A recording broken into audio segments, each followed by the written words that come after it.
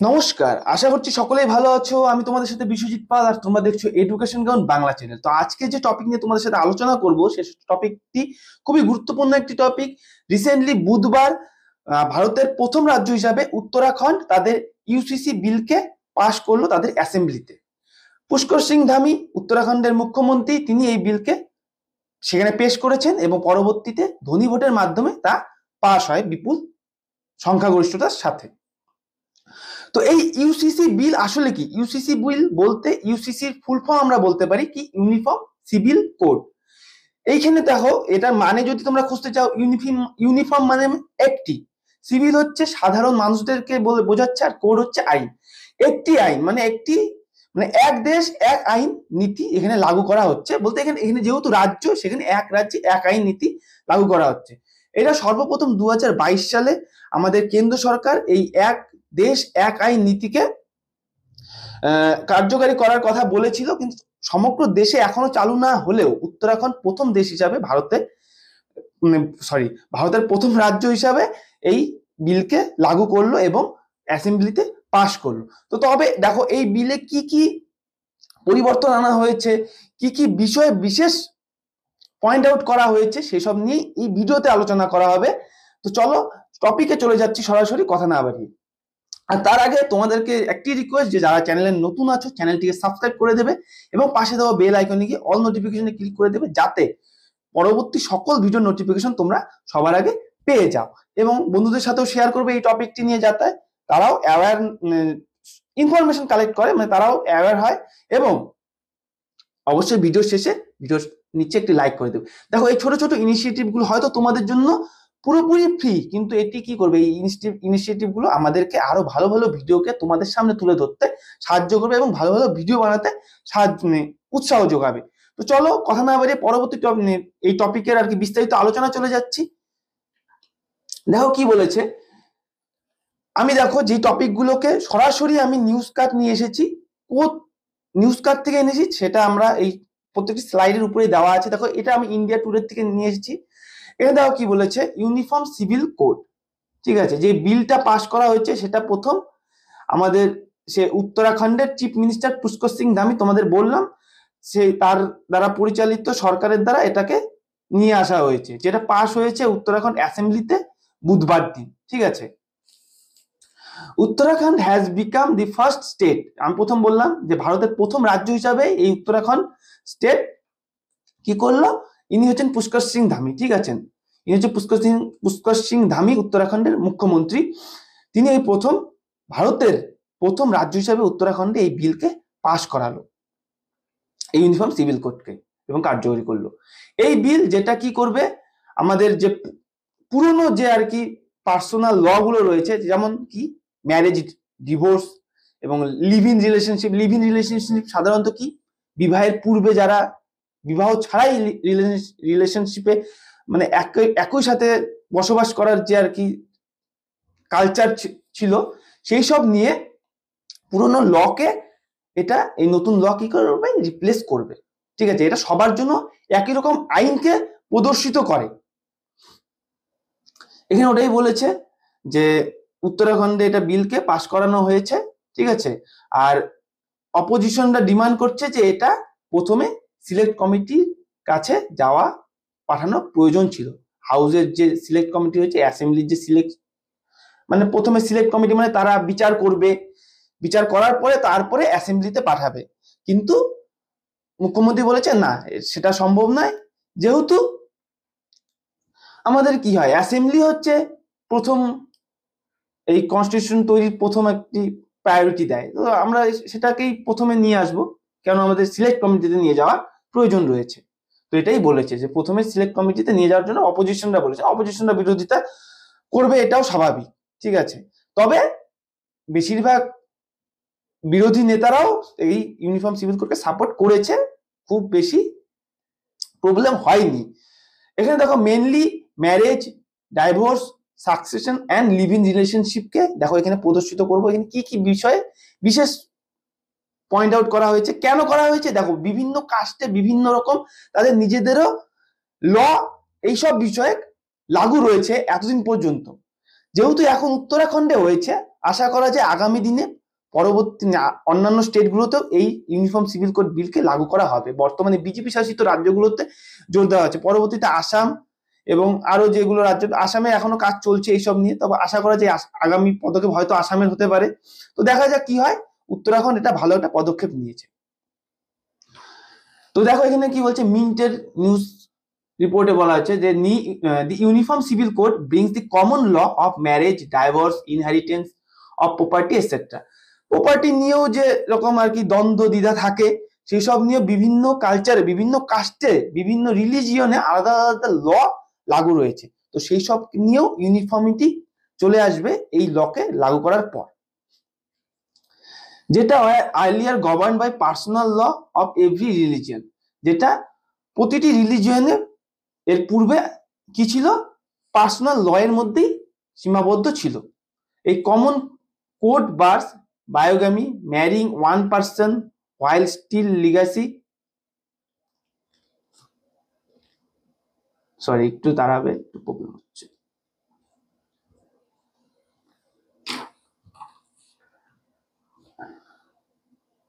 এখানে দেখো কি বলেছে, the common code bars bigamy, আবার বলছি দেখো marrying one person while still legally married to another and polygamy having multiple spouses simultaneously। এনে কি বলছে যে এই ল যদি লাগু হয় তবে তোমার একজনের সাথে বিবাহিত জীবন চলাকালীন আরেকজনকে বিয়ে করা যাবে না। অনেক এতদিন কি চলছিল, একাধিক বিয়ে, কিছু কিছু কালচারে একাধিক বিয়ে চলছিল, একজন আছেন, ওয়াইফ আছেন, তিনি জীবিত রয়েছেন, কিন্তু তবু আরেকটি সম্পর্কে তিনি যাচ্ছেন এবং বিবাহ করে সংসারের পরিকল্পনা করছেন। কিন্তু এই ল লাগু হওয়ার পর সেটা করা সম্ভব নয় বাবা। সেটা কি করতে হবে তখন, হ্যাঁ এটা তখনই করতে পারবে যদি তার বিবাহের পরবর্তীতে যদি তিনি মারা যান বা তিনি বর্তমানে এক্সিস্ট করেন না, তাহলে সে দ্বিতীয় বিয়ে করতে পারে। কিন্তু একজন জীবিত রয়েছেন, কিন্তু সে জীবিত থাকাকালীন আরেকজনকে বিয়ে করে সংসার করা, সেটা কোনোদিনই চলবে না। হ্যাঁ অবশ্যই তার পূর্বে ডাইভোর্স করতে হবে, যেটা আইনি পুরো প্রসিডিওর রয়েছে, সেটা সবার জন্য সমান প্রসিডিওর লাগু হবে, সমান আইন লাগু হবে, একই আইন, মানে একটি কালচার একটি রিলিজনে এক আইন, আবার আরেকটি কালচারে আরেকটি রিলিজনে আরেকটি আইন, এটা হচ্ছে না, এখন আর চলবে না। ঠিক আছে, লিভ ইন রিলেশনশিপ কি, লিভ ইন রিলেশনশিপ তোমাদেরকে এটাই বলছি যে একই সাথে আর কি তোমাদের থাকা, যে কোনো রিলেশনশিপে কি হয়, বিয়ের পর সাধারণত কি স্বামী স্ত্রী একসাথে থাকে, কিন্তু লিভ ইন রিলেশনশিপ কি হয়, বিয়ের পূর্বেই একসাথে থাকা। এবং এখানে দেখো প্রপার্টির ব্যাপারে এই জন্যই ক্লিয়ারলি বলা হয়েছে যে এর ফলে কি হয়, না জায়েজ সন্তান মানে কি বলে, অবৈধ সন্তান জন্ম হয়, তার ফলে কি হয়, পরবর্তীতে দেখা যায় সন্তান সঠিক তার পিতৃ পরিচয় থাকে না, ফলে সে সবকিছু থেকেই বঞ্চিত হয়। তো এটাই পরবর্তীতে যাতে এটা না হয় যে সে বঞ্চিত হয় এবং তাকেও স্বীকার করতে হবে, এবং সেই তাকে সঠিক পিতৃ পরিচয় দিয়ে তাকেও তার পিতৃর বাবার যে সম্পত্তি, পিতৃ যে সম্পত্তি, তার সমান ভাগ পাবে। ঠিক আছে, এখানেও এই ইউনিফর্ম সিভিল কোডে এই লকেও লাগু কার্যকরী করার প্রাবধান রয়েছে। তো এটা একটা বড় একটি পদক্ষেপ। ঠিক আছে, তুমি চাইলেই বিয়ে করতে পারলে লিভ ইন রিলেশন, আর লিভ ইন রিলেশনশিপে যাওয়ার পূর্বে সেখানে অবশ্যই সেখানে স্থানীয় যে প্রশাসন রয়েছে সেখানে পারমিশন নিতে হবে, এবং তাকে জানিয়ে রাখতে হবে, প্রশাসনকে যে রেজিস্ট্রেশন পদ্ধতি থাকবে সেখানে গিয়ে লিগাল প্রসিডিওরের করার পরেই তারপরে লিভ ইন রিলেশনশিপে যেতে পারবে। ঠিক আছে, উত্তরাখণ্ড গভর্নমেন্ট, উত্তরাখণ্ড সরকার এটাও ক্লিয়ার করেছে যে তাদের member belonging to the schedule tribe. মানে দেখো এখানে আরেকটি কন্ট্রোভার্সি চলছিল, একটি কমপ্লেক্স চলছিল যে কেন এসটি কে মানে শিডিউল ট্রাইবকে এর আওতায় নিয়ে আসা হয়নি, কেননা এই আইনের লতে এই শিডিউল ট্রাইবকে নিয়ে আসা হয়নি। এর জন্য এরা বিরোধীরাও বলছিল এবং অন্যান্যরাও বলছিল কেন শিডিউল ট্রাইবরা এর থেকে ছাড় পাবে, এই ল থেকে ছাড় পাবে। তখন বলেছিল আমাদের যে মুখ্যমন্ত্রী বলেছিলেন, মানে আমাদের বলতে উত্তরাখণ্ডের যে মুখ্যমন্ত্রী, তিনি বলেছেন যে এসটি যে শিডিউল ট্রাইব রয়েছে তারা community will remain out of পারভিউ of uniform civil code, মানে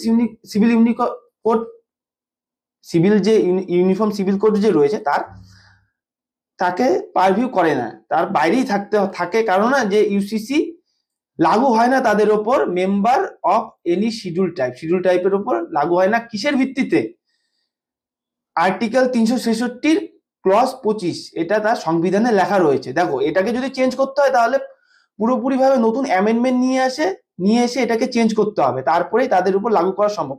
হ্যাঁ অবশ্যই সেটা নিয়েও পরবর্তীতে চিন্তা করবে বলেছে, তো সেটা আপাতত এসটির উপরে লাগু হচ্ছে না এই প্রাবধানের ভিত্তিতে। যে 366 নম্বর আর্টিকেলের 25 নম্বর ক্লজে এটা উল্লেখ রয়েছে যে শিডিউল ট্রাইবের উপর এরকম কোনো তাদের আইন লাগু করা যাবে না। উইথ আর্টিকেল 142 যে আর্টিকেল রয়েছে তার সাথে এখানে কনস্টিটিউশন অফ ইন্ডিয়াতেও বলা রয়েছে। এবং the persons and groups of persons whose customary right, তাদের রাইট রয়েছে এবং প্রোটেক্টেড আন্ডার, তাদের প্রোটেক্ট দেওয়া হয় 21 নম্বর পার্টের, কনস্টিটিউশন অফ ইন্ডিয়ার 21 নম্বর পার্টের অধীন। এখানে ক্লিয়ার করা আছে তাদের জন্য একটা আলাদা আইন সংবিধানেই করা রয়েছে, তাদেরকে চাইলেই এখানে আনা যাবে না, তার জন্য আবার প্রসিডিওর, লিগাল প্রসিডিওরে গিয়ে তারপরেই তাদেরকে এই আইনের আওতায় আনা সম্ভব। তো সেটা পরবর্তীতে অবশ্যই সরকারও হয়তো এটাকে নিয়ে ভেবে তারপরে তাদের সঠিক লিগাল প্রসিডিওরের মাধ্যমে কাজ করবে। তো ইনি হচ্ছেন রাজ্যপালের নাম গুরমিত সিং।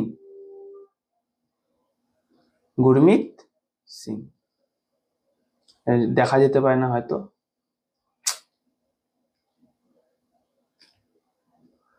গুরমিত সিং, ঠিক আছে। আমাদের রাজ্যপাল, উত্তরাখণ্ডের রাজ্যপালকে গুরমিত সিং, তার দ্বারাই এই বিলকে পরবর্তীতে কি হবে, পাশ করানো হবে। কেননা যেহেতু অ্যাসেম্বলিতে ধ্বনি ভোটের মাধ্যমে এটাকে পাশ করানো হয়েছে, এবং একটি বিলকে আইনে পরিণত করতে হলে যেখানে কেন্দ্র সরকারের প্রয়োজন, মানে কেন্দ্রে যখন যদি বিল পাশ করে সেখানে রাষ্ট্রপতির সিগনেচারের প্রয়োজন হয়, আর যখন রাজ্যের কোনো বিল পাশ হবে তখন রাজ্যপালের সিগনেচারের প্রয়োজন হয়। তো গুরমিত সিং এখানে সিগনেচার করে এই বিলকে অ্যাক্টে পরিণত করবে।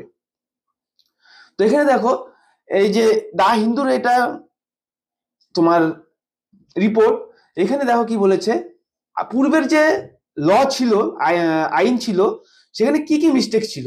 ভীমরাও আম্বেদকরের যে তৈরি করা, বাবা ভীমরাও আম্বেদকরের রেফারেন্স নিয়েই মিস্টার ধামি ক্লেম করেছে সার্টেন ক্লজেস, সেখানে সার্টেন কিছু ক্লজেস ছিল যেখানে উল্লেখ করা রয়েছে কনস্টিটিউশনে, সেখানে কিছু কনস্টিটিউশনকে দিনের পর দিন ধরে মিস ইউজ করা হচ্ছে কিছু অ্যান্টি সোশিয়াল লোকেদের দ্বারা, ঠিক আছে। সেখানে অনেক মিস্টেকও করা হচ্ছে, ভারতের কনস্টিটিউশনে মিস্টেক করা হয়েছে, যেটার এখন পরিবর্তনের দরকার রয়েছে, যেটার এখন কারেকশনের দরকার রয়েছে, ঠিক আছে, তিনি বলেছেন। এবং listing other countries such as, যেমন দেখো Saudi Arab, Nepal, Japan, United States, Canada, Bangladesh, এইসব দেশ এবং ইন্দোনেশিয়া, এইসব দেশে ইতিমধ্যে ইউনিফর্ম সিভিল কোডকে লাগু করা হয়ে গেছে। মানে এইসব দেশে কি হয়, সবার জন্য একই আইন প্রচলিত রয়েছে দীর্ঘ সময় থেকে, মানে অটোমেটিক সেখানে কাজ হচ্ছে। তোমাকে সেখানে বিভিন্ন ধরনের লোক থাকলেও তার সবার জন্য একই আইন লাগু হবে, ঠিক আছে। আর সেটাই এখানে বলেছে যে এখন বর্তমান যে সময় রয়েছে আমাদের ভারতের জন্য, যে প্রাইম মিনিস্টার নরেন্দ্র মোদীর যে বর্তমান যে সরকার রয়েছে তার লিডারশিপের অধীনেই এখন মুখ্য সময় ভারতে যে এটাকে পরিবর্তন করা এবং ইউনিফর্ম সিভিল কোডকে নিয়ে আসা। এখন বর্তমানে উত্তরাখণ্ডে হচ্ছে এবং পরবর্তীতে হয়তো লক্ষ্য থাকছে প্যান ইন্ডিয়া, মানে সমগ্র ভারতবর্ষ ব্যাপী এই আইনকে লাগু করাই লক্ষ্য রয়েছে এই সরকারের, ঠিক আছে, যেহেতু উত্তরাখণ্ডে বর্তমানে বিজেপি সরকারই চলছে। এখানে দেখো in his final address before the speaker ঋতু খান্ডারি ভূষণ আমাদের কি উত্তরাখণ্ডের কি স্পিকার, তিনি ধ্বনি ভোটের মাধ্যমে এই বিলকে পাশ করেছেন, ইউসিসি বিলকে ভয়েস ভোটের মাধ্যমে, ঠিক আছে। মিস্টার ধামি বলেছিল যে legislation would end the injustice faced by women for centuries। সেখানে কি বলা হয়েছে যে মহিলাদের ওপর ইনজাস্টিস একটা দীর্ঘদিন ধরে কি হচ্ছে, মহিলাদের উপর একটা অবমাননা চলছে এইসব, মানে সমগ্র দেশব্যাপী এই আইনকে নিয়ে, ঠিক আছে, আইনকে মিসইউজ করা হচ্ছে মহিলাদের উপরে, যেগুলো মহিলা দীর্ঘদিন ধরেই ফেস করছে। মেনশনিং দি সায়রা বানু কেস, তোমরা জানো শাহবানু এবং সায়রা বানু কেসে পয়েন্ট আউট করে তিনি বলেছেন যে দীর্ঘদিন ব্যাপী ভারতের মহিলারা বিভিন্ন দিক দিয়েই কি হচ্ছে, ইনজাস্টিস ফেস করছে। এবং anti social element wanted to keep different communities divided for political benefit, this too will now in Uttarakhand with the UCC giving equal rights of everyone, he said. তিনি বলেছেন যে বিভিন্ন ক্ষেত্রে দেখা যায় যে আলাদা আলাদা কমিউনিটিস গুলোতে আলাদা আলাদা তাদের আইন রয়েছে, তাদের পার্সোনাল আইন চালু করা রয়েছে। এর ফলে কি হচ্ছে, পলিটিক্যাল বেনিফিট রাজনৈতিক দলগুলো নিতে পারছে এবং এছাড়া ভোটেরও রাজনীতি হয়ে যাচ্ছে। এইসব দিক দিয়েই এখন বর্তমানে উত্তরাখণ্ড বেরিয়ে আসতে পারবে এবং সমগ্র উত্তরাখণ্ডে সমগ্র সাধারণ লোকের জন্য একই আইন লাগু হবে, তিনি এটাই বলেছেন। ঠিক আছে, তো দেখো এখন এখানে অনেকেই প্রশ্ন করছে যে এর ফলে যারা মহিলাদের জন্য বিশেষ করে এই আইনটা দেখো কাজ করছে, যেহেতু ডাইভোর্স, তারপরে লিভ ইন রিলেশনশিপ, এইসবগুলো, এদের আবার মহিলারা তো এর খারাপ দিকে ব্যবহার করবে না, মানে এটা মিস ইউজ তো হবে না মহিলাদের দ্বারা। দেখো এটা দেখো সবকিছুরই পজিটিভ নেগেটিভ দিক আছে, অবশ্যই সেগুলো যখন হবে, যদি দেখা যায় সেটার মাত্রা বেশি হচ্ছে, অবশ্যই সেদিকেও লক্ষ্য করা হবে এবং অ্যামেন্ডমেন্টের মাধ্যমে আইনকে আবার সেটাকে রিফর্ম করা যাবে, রিফর্ম করে আবার আইনকে নতুন ভাবে লাগু করা সম্ভব হবে। অবশ্যই এই ইউসিসি বিল একটি গুরুত্বপূর্ণ বিল, যা উত্তরাখণ্ডে প্রথম লাগু হলো ভারতের প্রথম রাজ্য হিসাবে, এটা কিন্তু পয়েন্ট আউট করবে তোমরা। আর আশা করা যায় পরবর্তীতেও বাকি রাজ্যগুলোতেও এই ইউনিফর্ম সিভিল কোড বিলকে লাগু করা হবে এবং সবার জন্য সমান আইন, এক দেশ এক আইন নীতি লাগু হবে। তো চলো আজকে টপিক এখানেই ছিল, আশা করি তোমাদের কাছে টপিকটি ক্লিয়ার হয়েছে। অবশ্যই যদি কিছু আরো কোয়ারিজ থাকে তাহলে তোমরা কমেন্ট সেকশনে গিয়ে কমেন্ট করতে পারো এবং তোমাদের বন্ধুদের সাথেও শেয়ার করে দেবে, যাতে তারাও এই ভিডিও থেকে লাভবান হয়। তো চলো সবাই সুস্থ থাকো, ভালো থাকো, জয় হিন্দ, জয় ভারত, ধন্যবাদ।